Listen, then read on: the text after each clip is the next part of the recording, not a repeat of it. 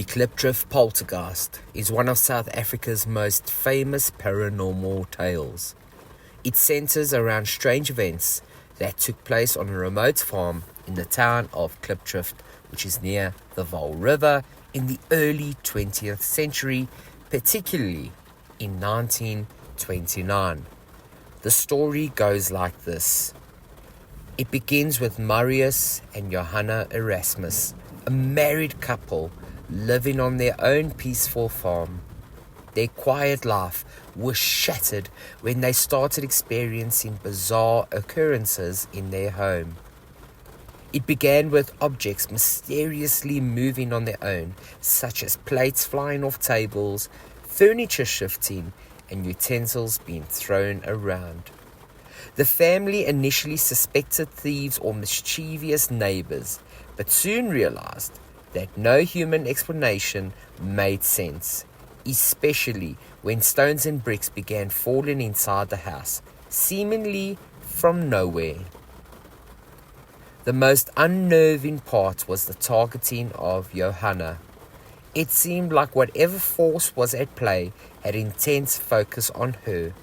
She would be hit by flying objects and felt invisible hands grabbing at her.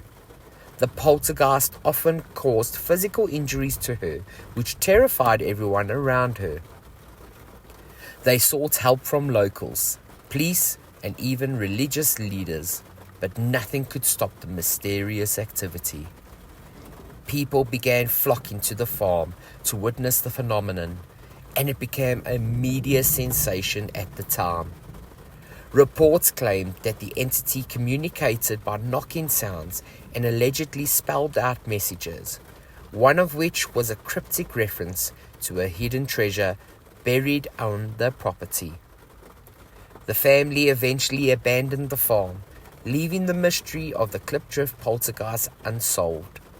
And to this day, some believe the events were a hoax, while others remain convinced that it was one of South Africa's most chilling supernatural cases. So there are a couple of theories as to what it could be. Number one, supernatural poltergeist. Basically, simply put like that, that's what it is. Number two, a case of mass hysteria or a hoax. Because skeptics argue that emotions ran high during the Great Depression and the family may have orchestrated the incidents for attention or possibly even financial gain. And number three was a psychic phenomenon linked to Johanna.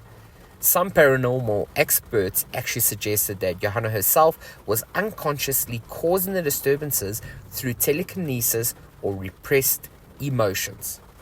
Either way, no matter which way you look at it, this story still remains very eerie in South African folklore and is definitely strange and mysterious. And with no definitive answer, it keeps you guessing.